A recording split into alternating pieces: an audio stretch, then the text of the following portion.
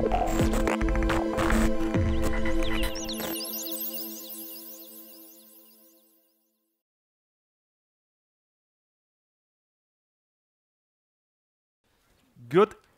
afternoon. Welcome to Everything Your Code is Killing Planet Earth. Max from Mayflower and I will lead this panel, or moderate this panel, more to speak, so to speak. And we have our beautiful guests here. We have Lovis, Katerina, Bastian, Guus, and Lenz. Please give a warm applause for our speakers. So many people ask me, also people on the panel, why I chose this topic, or why we chose this topic. So basically it is because we have one of the hottest summers in Germany that we ever monitored, and most people point at different stuff than what we will talk about today for the cause of it. And I thought it's a good idea to take a step back and look at what we are doing every day and how we can improve doing what we do every day, how the planet is, and tackle global warming and stuff. So, who here has a Netflix account? Okay. So Netflix in 2014 produced 11,000 tons of CO2.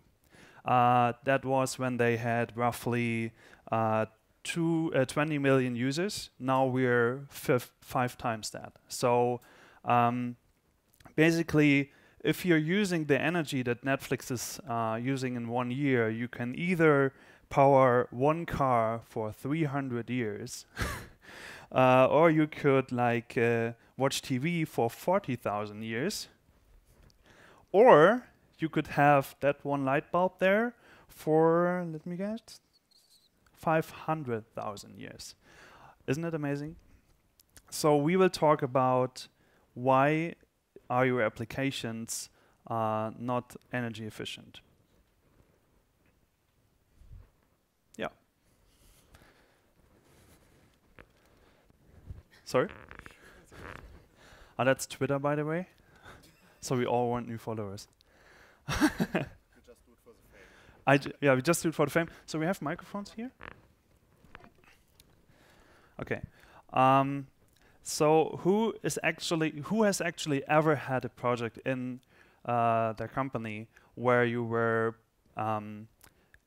using your skills to optimize an app for energy efficiency?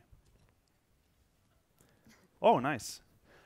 Who knows how much energy his applications use? Who has ever thought about how much energy does my application use? All right, okay. Okay, not bad. So I would like you to answer the question why we outsource so much energy-consuming tasks to the client side when we are developing web applications. So for example, we're not doing so much on the server now, but more on the client side, so in the browser of the client. So we're leveraging the browser capacity and the CPU capacity of a client, of a potential client. Why is that? I'm not that application developer anymore. I'm more focused on operations and infrastructure. But when I'm going back to my development days, I think to reduce my personal server costs and in that case charge the customer, and that's the reason why I would move my computation power to the customer at least. So to reduce my own costs in that case. So maybe a little bit selfish damage. Okay. Yeah, but this is not too satisfying, right? Well, but I think it's a good reason. It's scalability in the end. Either I have to put up a ridiculous amount of metal for some metal machines for some spike times, or I have to go into the cloud, which I don't know what it will cost me, or I just use the client. And that's not the worst thing you can do, because you have to take weak clients into account. And a weak client has a much lower energy consumption, and it still has to run there than your typical server would have. So that's not the worst approach, I think. I actually wouldn't say that leveraging the browser for web applications a bit more and doing more stuff there is necessary about saving costs on the server side. It's more about creating a better user experience for the user, because you have prompt reaction times and you don't have to wait for like 1.5 seconds until you have a change in the interface and see that something is happening. And you also see the other trend, on the other hand, that, for example, now I think Google announced they're going to stream apps and they're going to stream games from their server, so that you don't have to do anything anymore, and you just have a thin console instead of like an Xbox in your home for doing games. So there's the other trend as well, that more and more things actually get leveraged into the cloud and into the data centers. That's an interesting perspective, but don't we always forget that there needs to be a network who needs to transmit those data, and which is also running at a cost that nobody actually sees in the first place. So we have this whole data center arrangement. It's like Google Cloud and Azure and stuff like that. But something needs to connect those services, or any server. Even if you put up a server in your home, it needs to be connected to the whole big thing. And nobody is ever taking into account that sending data over the internet is actually also consuming energy, right?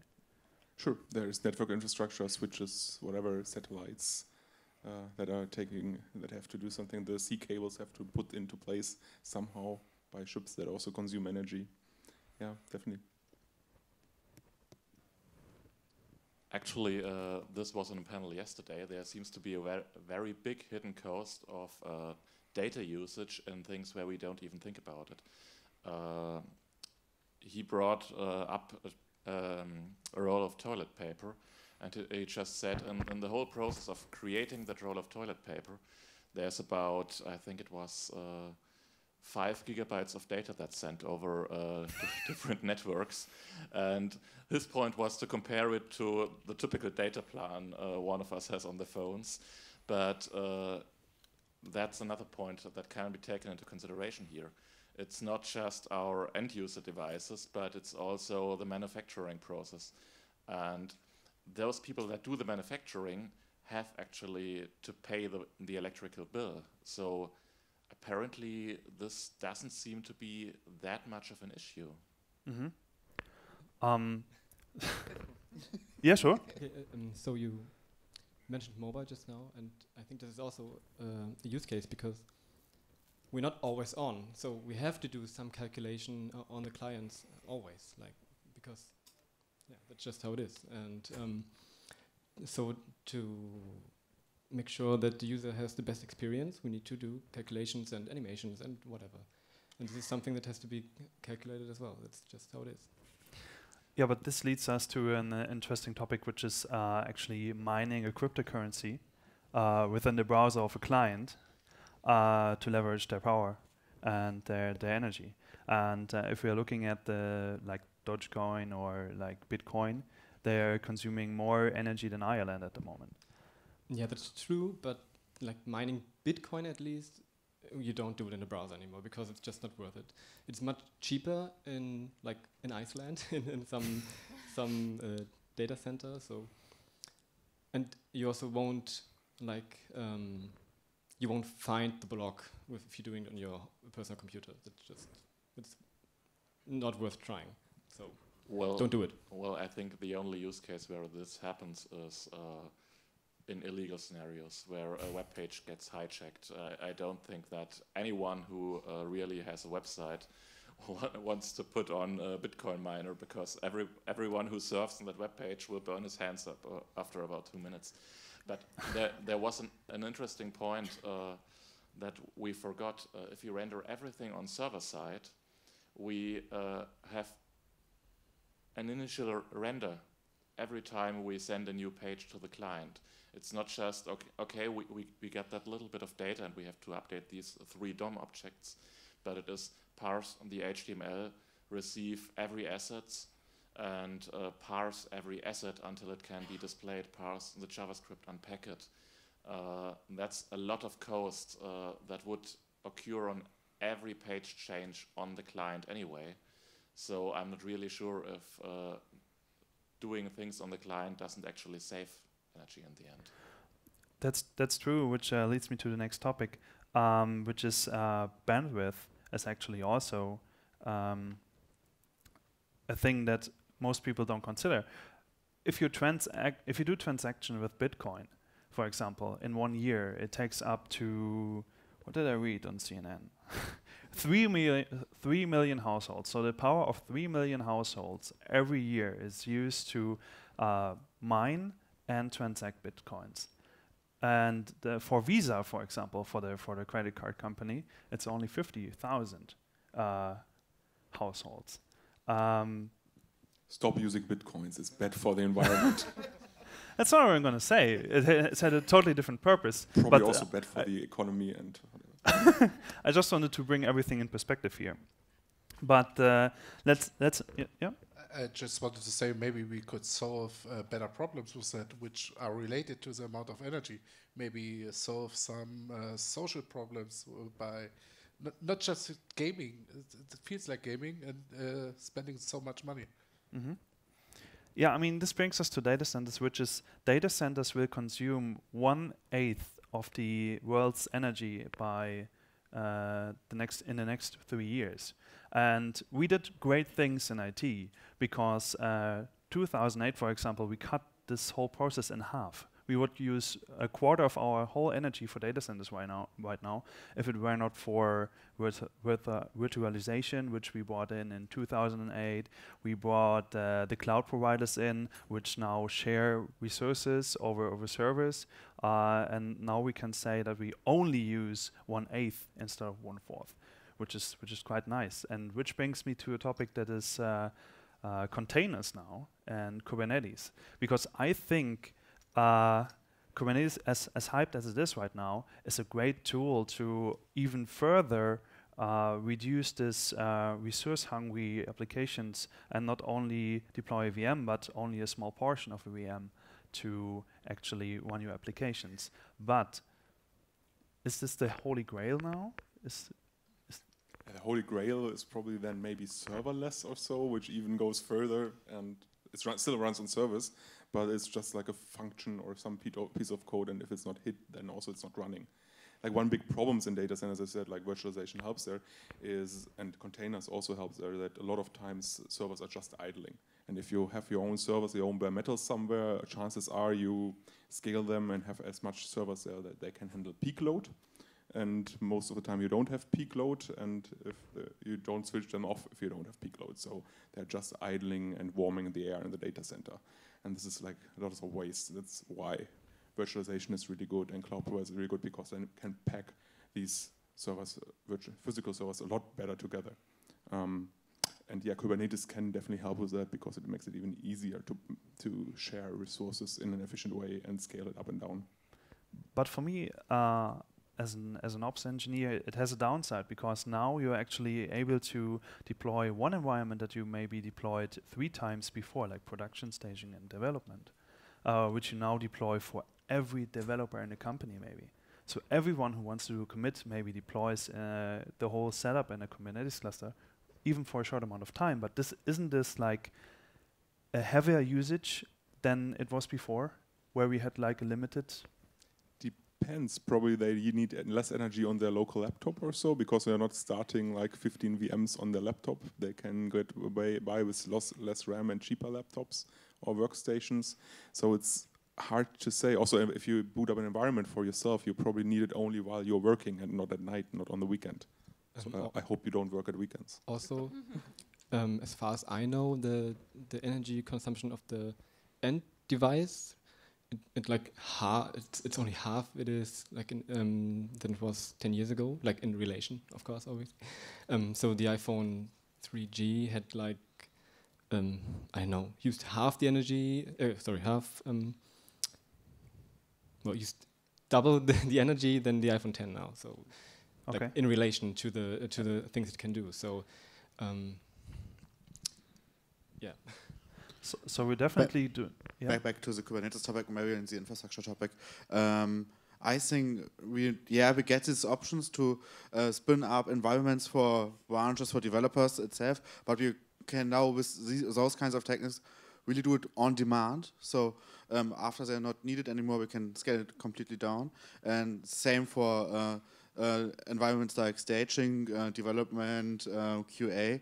You can really scale them better now than in the old days. You run those systems at least when they're only idling, and now you can better fit them on demand and only scale them up when you really need them. So yeah, there are more environments now running, but only when you really need them, and you can easily scale them down back. So I'm not quite sure if you really use more energy with those kind of techniques in comparison to the old world. I think an important point is if we deploy, let's say, 100 containers, essentially those 100 containers maybe consume some memory, which needs some electricity, but by default, if you don't query anything on them, they use 0 CPU. So, well, you just deployed 100 containers. If you have one developer testing on them, it's just about the same energy cost as if you have the same developer using a shared staging environment or something. There's not that much difference if you don't actually fuck up and have all your containers use 100% CPU all the time. Mm-hmm. One question to the room, because they try to explain that those solutions like Kubernetes and the cloud will be the most efficient way from an energy perspective. How many of you are really using those big Kubernetes clusters, like about more than 20 or 50 containers? And who of you have got might be legacy applications running on a metal machine and have no solutions to come to those clusters? Nobody's ready. So who has a friend who has a friend who is running legacy on-premise? There are going to be more. Bad for your friends. Okay, but that's a good thing, because then most of you are already in the cloud. That's a good thing, because we share everything and stuff like that.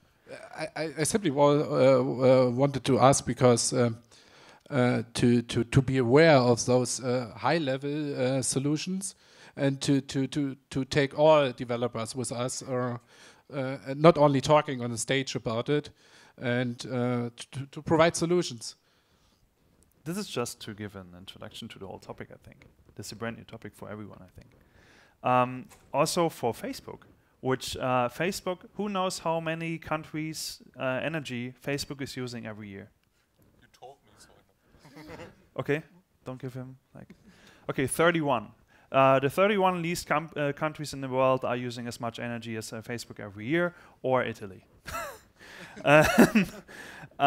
Facebook is approaching this problem by in various steps, like doing hardware specific adjustments to their servers, building their data centers in the Arctic, for example. So there's one big data center in Sweden, in the Arctic Circle, which is automatically, of course, you just open the door and it's cooling down the data center. Nobody's doing that. Nobody's doing it, but you potentially could do that. And of course, they have air conditioning, which is like doing this kind of stuff.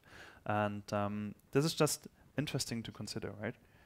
That such big companies use so much energy. But I think Facebook is a real interesting example here, because do we know how much of this energy is used by the developers and their machines? Because I think they have so many users that everything developers could do to waste energy would maybe be 0.000% of all that energy consumption. That could be. I don't know. Does somebody know? No. Okay, let's move on then. Infrastructure sharing is the next topic. Just recently, the Linux kernel got an update. So when it's idling, it doesn't use as much energy anymore. So it's using 20% less energy.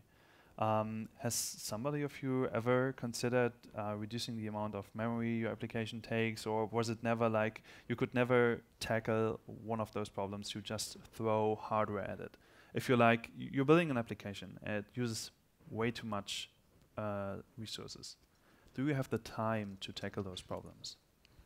Well, since I have a mobile background, it's again the same thing. On mobile, you have the direct impact on the user because of the battery. So you always have to consider these things. So, like, do long-running things in the background, but don't do too many long-running things. But since mobile is a really constrained environment, you can't really you can't just give it more hardware. But normally, you also just can't give it more CPU cycles. So you really have to be aware of what costs you some battery. And if you think of it from that perspective, it's hard, but it's actually a luxury problem because you can just I just add more RAM or more. I just whatever. buy an iPhone 10. And yeah, exactly. But just buy an iPhone 10.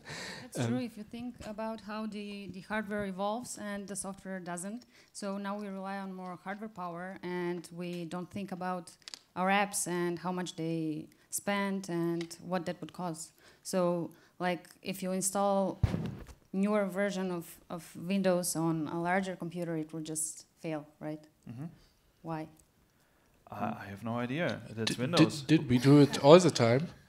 Every time our servers have too much uptime, we do buy more hardware, isn't it? Not necessarily. Since years. So, my background is that I've been doing performance optimization of one of the 250 largest websites in the world, and there it's an economical thing. So it was not on a scale like Facebook or anything, but still, it's every server you add is money, and of course, you also want to reduce the amount of money you spend, or spend this maybe for new things, new features. So performance optimizations and optimizations on the resource usage is like a constant thing that you do there, because it economically makes sense. And also because your application is faster, and if it's faster, then your users are also more happy and you earn more money. So, and you spend less. But if you think about smaller apps that when combined together become a large entity that spends a lot of energy. Yeah, but most services are not like just one big app that you run 500,000 times, but it's like lots of services if it gets more complex.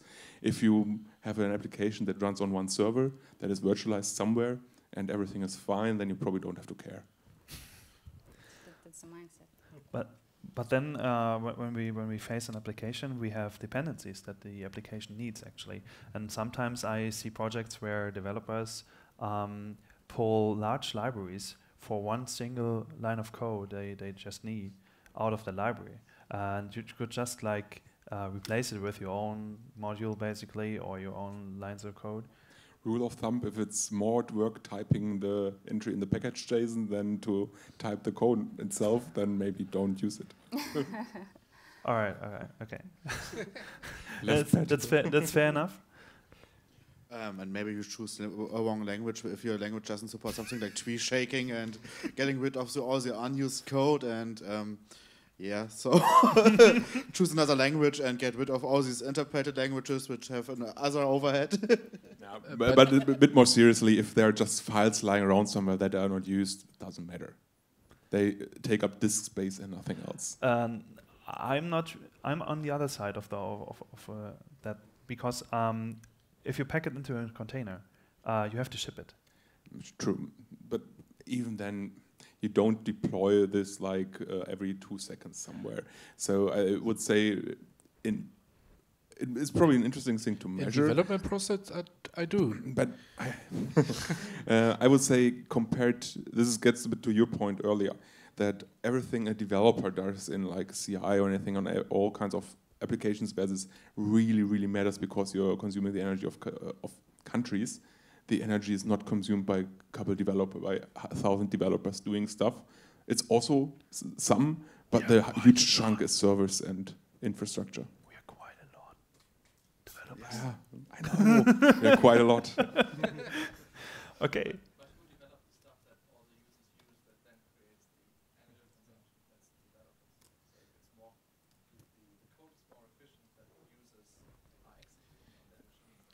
yes, the code is. No, I'm totally agree. I just meant if so the point was that we as developers, of course, create the applications, and if we make the applications more efficient, then also the batteries of the mobile phones last longer, stuff is faster, the data centers need less energy for production workloads. That's completely true. My point was just if the code that I'm shipping is 5 megabytes or 10 megabytes or 100 megabytes, doesn't matter so much in the whole energy consumption. It forms a mindset. So we're lazy, we don't think about things, and then when we go ahead and work on something bigger that matters, we just keep our old habits, right? So what about to put on some price tag on it? Not in currency, so just in energy, so that the developer sees how much it is. Yeah, but that's the biggest problem. We don't know how much our CI/CD pipeline is consuming in CO2 or in energy. We don't know that yet. Nobody's monitoring this. Does anybody know a monitoring tool who's monitoring the energy consumption of your Jenkins log archive job? Anybody? No. And it's not only that we don't know how much it costs, we also don't know where the energy actually comes from. Is it what is it? Nuclear energy, or is it renewable stuff? We have no idea. Who chose his cloud provider because he thought, wow, that's green energy they're using? Right. So I know one in Germany, which is called Lovis. I don't know many providers, but Lovis in Nuremberg, they are doing that. Yeah. But anyway, so I've seen so many CI and CD pipelines which are running 100 times an hour, 1,500,000 times they already did something and changed not a single line of code and did nothing actually. But they ran for 45 minutes, took in a lot of energy and wasted a lot of resources, but did nothing. Have you ever considered that when looking at your Jenkins or Circle CI or whatever? Well, I think there is an incentive, apart from energy, to keep those running times low. Because as a developer, I have to wait for them. And I'm very impatient. So there's the point of I want my CI to be fast. But on the same time, I don't have a bad mindset about it running 100 times a day or something. Because think about it. If I have a bug, something that goes into an infinite loop and causes 100% CPU consumption, if I catch that in my CI and not on 1,000 or 1 million devices out there, then I saved enough energy to run this CI pipeline for the next 50 years. But it's more to be aware of those things. When you are waiting maybe 10 or 50 minutes, I definitely know how much you cost. He's my colleague. But do we know how much it costs in energy to run our applications or those pipelines? That is the question, I think, to know about it. Since I like numbers, I would like to have this as a metric. Like we're measuring already, or hopefully everyone is measuring response times in milliseconds, CPU usage, memory usage. So maybe also energy usage would be very interesting to have. But I actually don't know how to really do that in a sensible way. Unfortunately, I honestly believe. So if anyone knows, please step up. I honestly believe that if we don't tackle this problem, because we are the most innovative humans that are out there. Yeah, it's true. I mean, look at the past 20 years and look what we've done for the world. I mean, we bought the internet. We connected everybody on this planet to share knowledge. This is the most amazing thing that we have right now. Everybody's connected to everyone.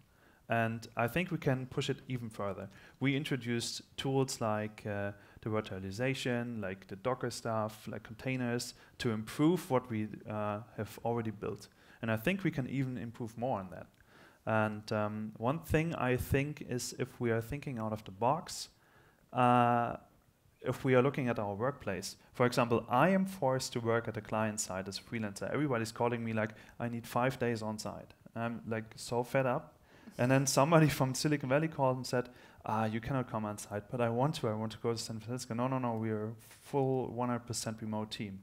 And I think this is the way to go, because you cut off all the transportation, and you cut off the office building which needs to be built and everything. Has anyone experience? You have experience on remote teams, right? Right. I actually have a fact that complements yours on that spending thing. So the commute, for example, they have statistics in the US which say that remote workers reduce the carbon dioxide footprint for like 69%, I think it was.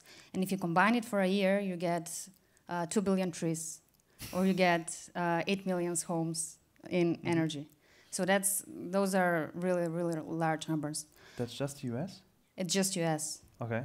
Yes. So on top of it, you get fuel spending and pollution and stuff like that. But I think the most fascinating thing for me is the decentralization. So when you're working remotely, you don't need to be anywhere, right? You are working from anywhere around the world, and you can sit here and work for a company in San Francisco.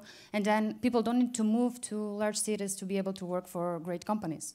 They can work from a village, they can work from a small town, and then you reduce the crowd, you reduce everything that is wrong with the cities today, so you don't have to build that much buildings, you can have greener environment, you can have much better conditions for life, and that's really something to think of. Isn't that amazing? Nobody wants to work like that? Is Germany so far behind? Are there any remote workers here? It's maybe 2% of the audience. The other one are always working on site. Who is commuting to work with like a car for more than 30 minutes a day? Oh, that's good. That's actually not that bad. I would have expected way more. I flew in from Munich. I know. I took the train. It was a bit better. Okay. I think it's okay in small towns. Plus, so the office also has some benefits if it's close by, because you can share like air conditioning, and if you have take-in food, that's good because you don't have to waste on disposable cups and all of that. But if it's far away, then the commute is really something that we need to think about. But I think the German companies are not ready yet to offer remote work because they don't trust the employee enough. They don't trust that you deliver the work in the end of the week. Yes, please? What about the big companies? I think it was IBM, for example, that cut working from home in the beginning of this year. Like, they called all remote workers back to the office. So the question was, what about big companies and examples where, like IBM, I think it was, called back remote working completely and took them back in the office. I think there was also the example of Yahoo who did this when Yahoo was still around. Who? So IBM is next. Yeah. So I have another example on that. WeWork. Who knows WeWork? It's just a few. So WeWork is a company from the US which is offering co-working spaces. So a lot of people from About You, for example, are working in a co-working space, which is solely for About You, I have to say. So there's no other people in there. But WeWork is valued with 20 billion it is. And they occupy 10% of New York's office space. Just imagine that.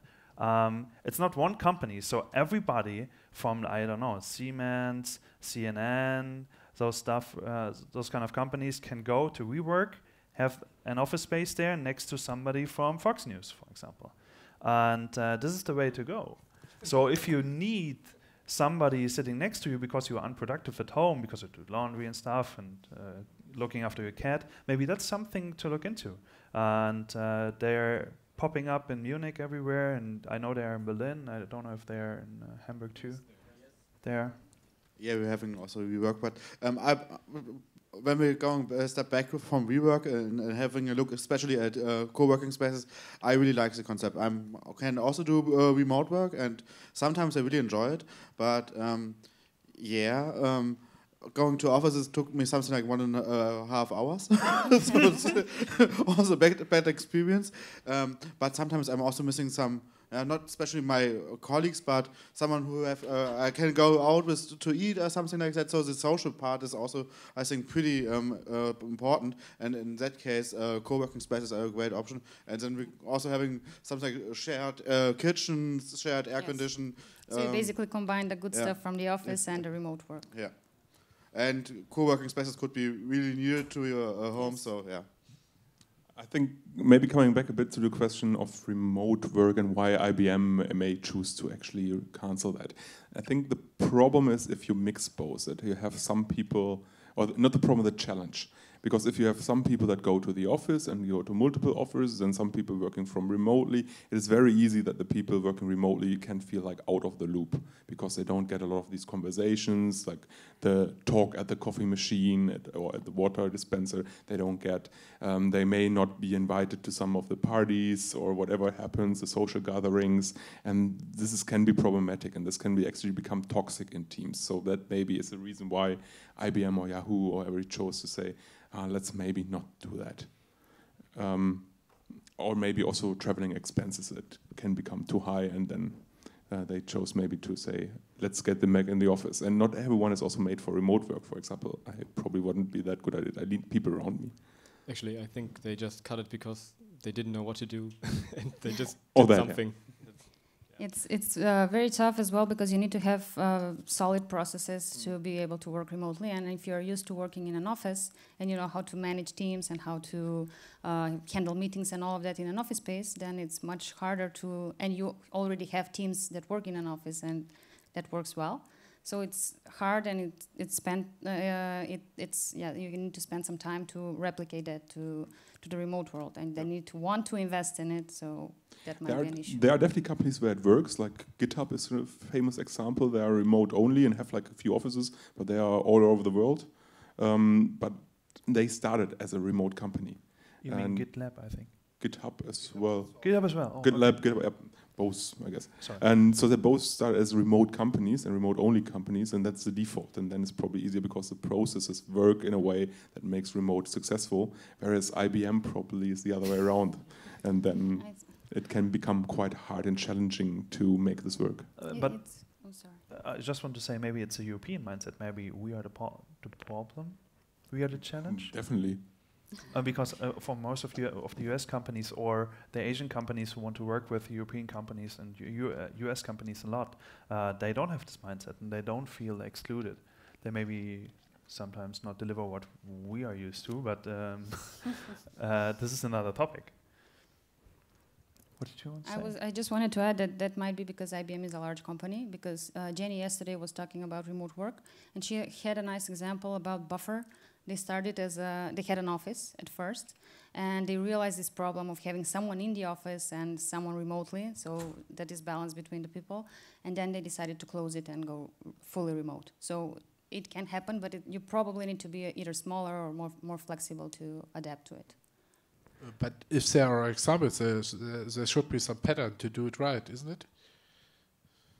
There should be. I think it's more social problems, and so I'm not quite sure if there's a right solution.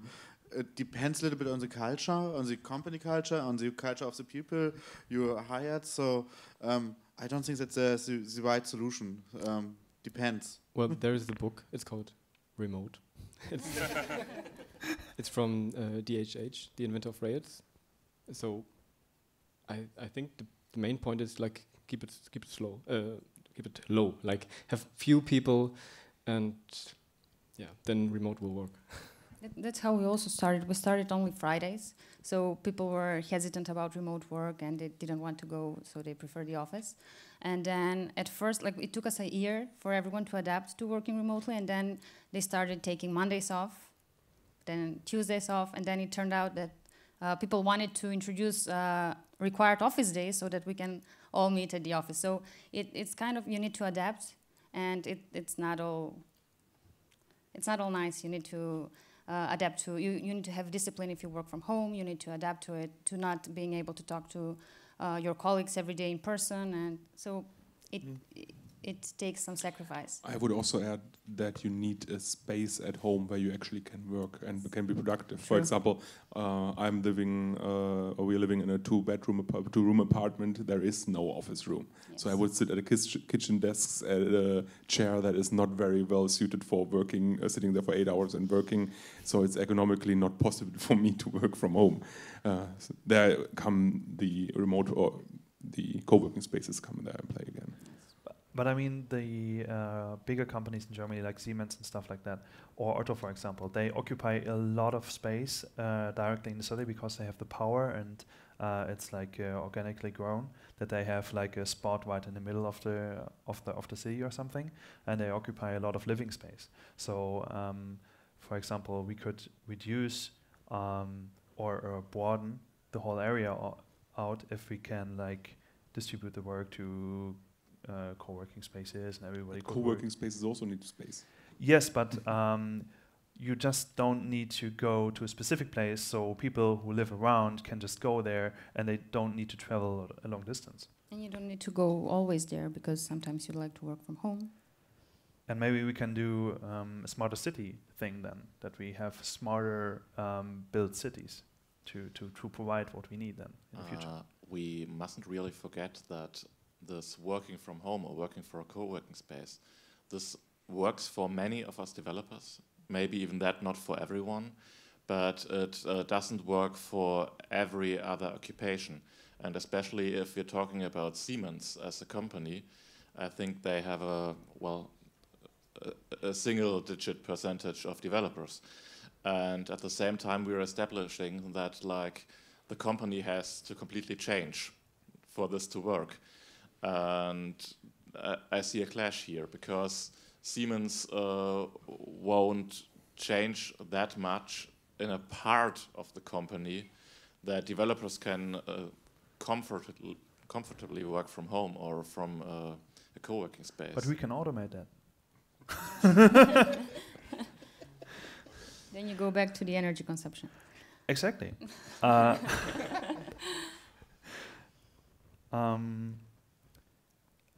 But there's so much stuff left. I mean, automation, there's so much left that we can automate. I mean, if we're looking at processes and stuff like that, we need to go to the government places to vote, to do changing of our address or something like that. And we can there's so much automation that we can do. And we use only a fraction of our energy for what we are doing digital right now, but the logistics stuff and transportation is using almost 70%. And this is like a big topic. If we are shipping steel from Hamburg to Stuttgart via train, nobody knows when the train has left Hamburg when it will arrive in Stuttgart. Nobody is able to track that right now.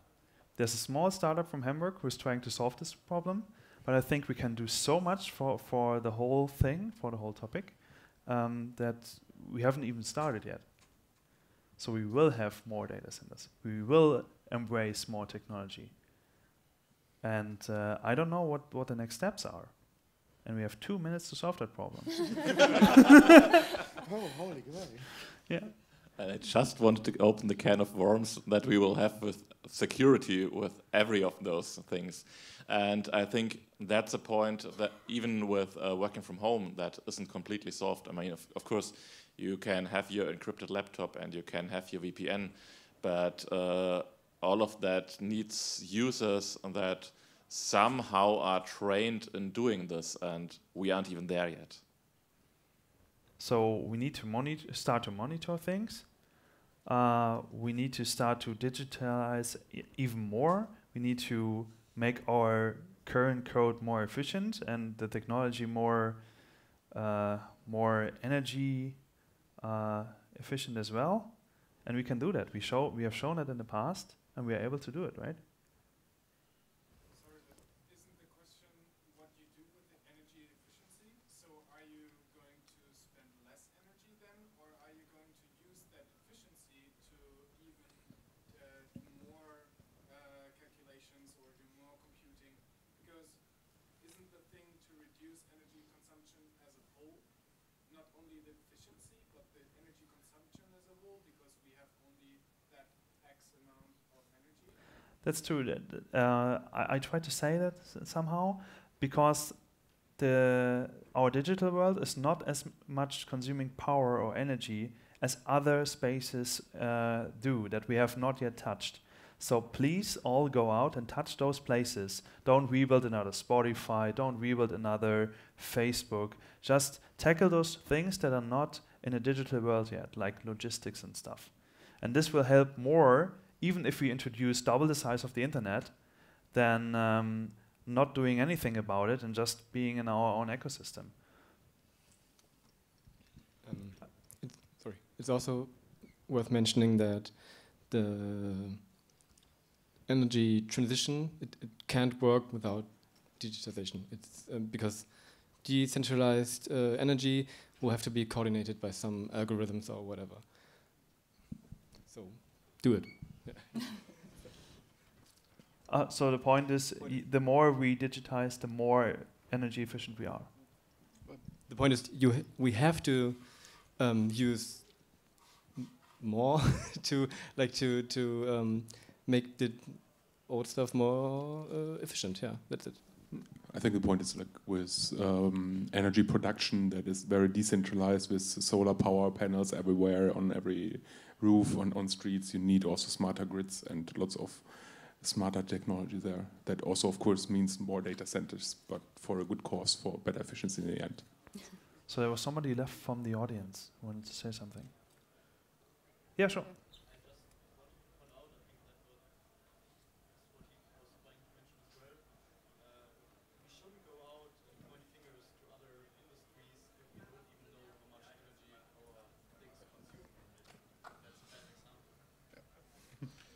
Yeah, let's monitor it. Yeah, I agree. This whole panel, I think we are done with our time. We will have questions right now, but I just want to say that this whole panel is just a kick-off for everybody to think about this whole topic. I mean, it's just a broad landscape that we just shown. It's so many different topics that we can tackle that can be done, and I hope to see 1 or 2 talks next year, maybe, from somebody who has done something on that, because we need to solve this problem. There's no way around it. Thank you.